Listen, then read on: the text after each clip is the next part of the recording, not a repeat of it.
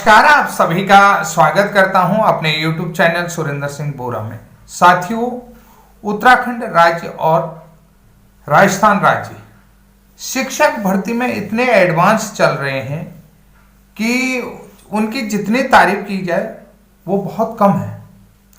यहाँ पर अगर एक व्यक्ति का चयन हो जा रहा है तो दूसरा व्यक्ति उसकी टांग खींचने के लिए तत्पर रहता है। अगर एक योग्यता वाला जो है कि शिक्षक भर्ती में शामिल हो जाता है तो दूसरी योग्यता वाला जो है कि उसकी योग्यता को कम करने के लिए निरंतर प्रयासरत रहता है। यानी कि निरंतर जितनी उससे कोशिशें हो सकती कि मैं कहता हूँ वो निरंतर प्रयास रहता है। जैसे कि उसने यूपीएससी का एग्जाम जो है कि किसी तरीके से क्रैक नहीं कर पाया है तो अगली बार जो है कि वो एग्जाम को, जैसे कोई इंटरव्यू में रह जाता, कोई मेन में रह जाता, तो उसी तरीके से जो है कि वो निरंतर उसी जैसे एग्जाम क्रैक करना होता है यूपीएससी का, उसी तर्ज में जो है कि एक दूसरे की योग्यता के अगेंस्ट जो है कि उसी तर्ज में जो है कि निरंतर प्रयासरत रहते हैं।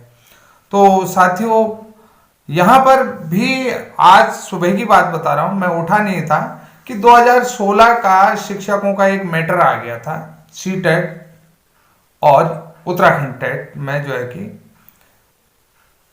माननीय कोर्ट ने जो है कि माननीय उत्तराखंड हाईकोर्ट की तरफ से जज ने उन अधिकारियों के नाम मांगे थे जिन्होंने अपात्र शिक्षकों को जो है नौकरी दी है, अपात्र व्यक्तियों को नौकरी दी है, तो उनका नाम।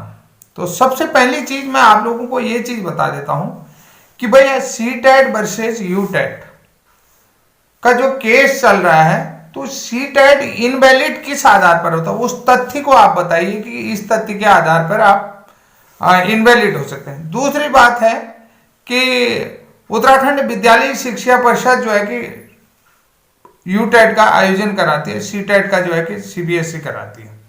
तो उत्तराखंड विद्यालय शिक्षा परिषद के अंतर्गत सीबीएसई के स्कूल क्यों संचालित हो रहे हैं? पहली चीज मैं एक सवाल ही पूछ रहा हूं, अभी मैं कहीं डिसीजन पर नहीं गया हूं। उत्तराखंड विद्यालय शिक्षा परिषद जो है कि सीबीएसई के स्कूल्स को संचालित कर रही है या नहीं कर रही है, ये जरूर बताइएगा आप मुझे। पीएम श्री जो और अटल उत्कृष्ट जो भी विद्यालय हैं, ये कौन संचालन कर रहा है? राजीव गांधी नवोदय है, जवाहर नवोदय है, तो ये कौन जो है कि राजीव नवोदय की बात करते हैं, जवाहर को तो छोड़ दो आप पहले, तो ये कौन संचालित कर रहा है? इन चीजों पर थोड़ा सा फोकस करिएगा।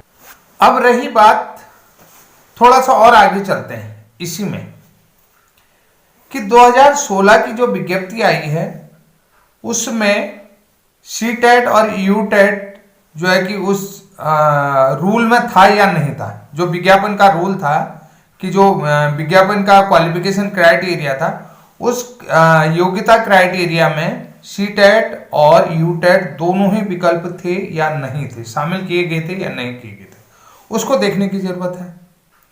अब दूसरी बात, आप लोग सभी लोगों को मालूम है, अगर जो है कि किसी भी भर्ती के विज्ञापन में वो योग्यता शामिल है, जो विज्ञापन निकलते वक्त जो क्वालिफिकेशन क्राइटेरिया है, सोच समझ करके बनाती है, तो उस विज्ञापन में सीटेट और यूटेट था कि नहीं था?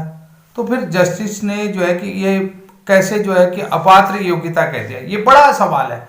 जस्टिस साहब ने भी, मैं देखिए मैं किसी के कोर्ट ऑर्डर को जो है कि ये नहीं कह रहा हूं कि मैंने कहा जस्टिस साहब ने किस आधार पर जो है कि उसे अपात्र योग्यता कह दिया है कि एक विद्यालय शिक्षा परिषद ने जो है कि इस साल का अपात्र कह दिया, ये चीज है।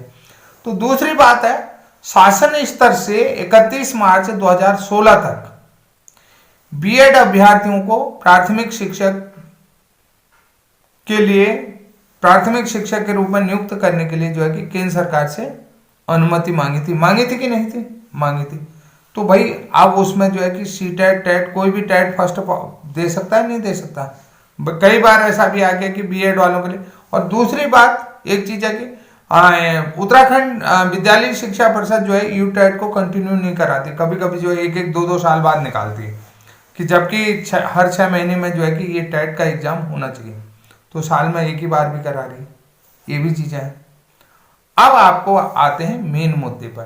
तो ये तो रही एक कंट्रोवर्सी वाली चीज है। अब आपको बता देते हैं कि एक छोटा सा हम एक उदाहरण आप लोगों को दे देते हैं कि वो किस तारीख का था, थोड़ा सा हमें देखना पड़ेगा। ये है 30 जनवरी 2025 का सुप्रीम कोर्ट का फैसला। तो ये सुप्रीम कोर्ट का फैसला है आपको 30 जनवरी जो है कि 2025 का फैसला है, उसी के बारे में बात करते हैं। तो ये फैसला क्या है, इसको थोड़ा सा ध्यान से देख लीजिएगा। तो इसमें एसएलपी संख्या देखिए, एसएलपी संख्या जो बता रहा हूं मैं आपको झारखंड हाई कोर्ट का है।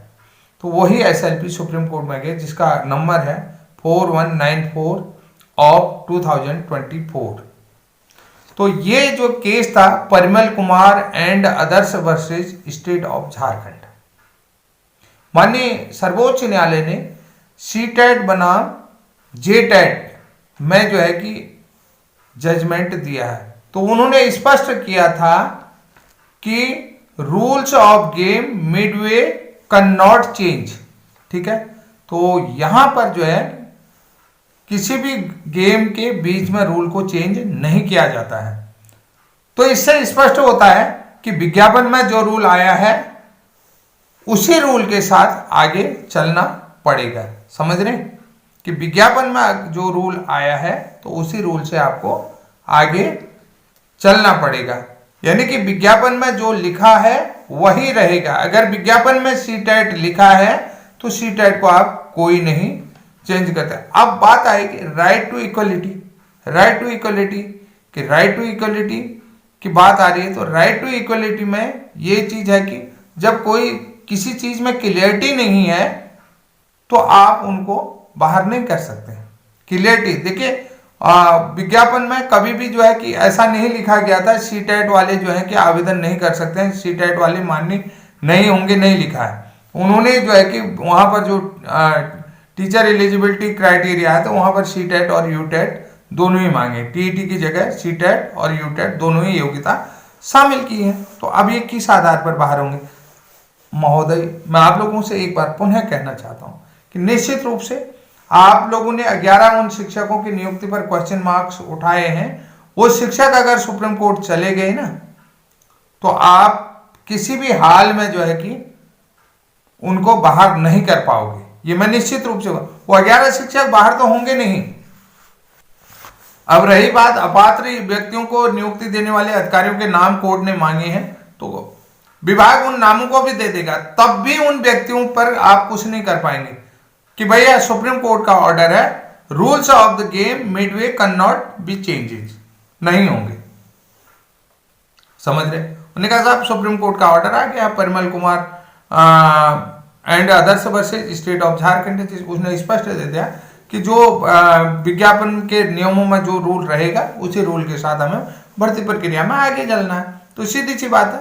तो यहां पर कहीं भी आप कुछ नहीं कर सकते और उसी रूल को फॉलो करना है। ये विज्ञापन में क्लियरिटी है, इस चीज को लेकर के विज्ञापन पर क्लियरिटी है, ये चीज आप लोगों को बताता। विज्ञापन में क्लियरिटी होने के बाद भी आप लोगों ने ये सवाल उठाया तो ये बड़ा, देखिए आप लोग कितने होशियार हो, समझो ना। विज्ञापन में क्लियरिटी के साथ लिखा हुआ है। विज्ञापन में क्लियरिटी होने के बाद भी आपने जो है कि कोर्ट में चैलेंज किया है किसी की नियुक्ति को, तो ये जो है कि कहीं न कहीं गलत है। और उसमें भी जज फैसला आ रहा है, ये भी गलत है। भाई आप देखिए झारखंड में भी जो है कि वो किस पे आया था, वो जो है कि कल्चर पे लेकर के आया था। उन्होंने कहा कि जैसे अपना जो है कि कल्चर ट्रेडिशन को लेकर के आया, परंपरागत जो ट्रेडिशनल कल्चर है उसको लेकर के आया, लैंग्वेज को लेकर के आया, ट्राइबल जो लैंग्वेज होती है ट्राइबल लैंग्वेज को लेकर के आया। लेकिन भैया यहाँ तो देखिए सीटेट में और जो है कि उत्तराखंड टेट में सेम लैंग्वेज होता है, सीटेट में भी हिंदी लैंग्वेज होती है, वहां भी। यहाँ तो किसी भी प्रकार का कोई जो है कि सांस्कृतिक भाषा का उल्लंघन हो ही नहीं रहा। किसी प्रकार से किसी भी क्षेत्र पर जो है कि आप उसको वो नहीं कर सकते। जैसे आप कर सकते हो कि जैसे रीजनल लैंग्वेज को लेकर के एक वो चीज है, क्षेत्रीय भाषा को बढ़ावा दे रहा है, क्षेत्रीय भाषा के ऊपर आप कर सकते हैं। तो यहाँ पर रीजनल लैंग्वेज के बढ़ावे की बात ही नहीं है। तो अगर ऐसी बातें आएंगी तो फिर तो बाहर के जो नियुक्त पा चुके हैं अन्य प्रदेशों से जो है कि प्रशिक्षित होकर के जो टीचर आ रहे हैं वो उसी प्रदेश में नौकरी पाने के लिए पात्र होंगे।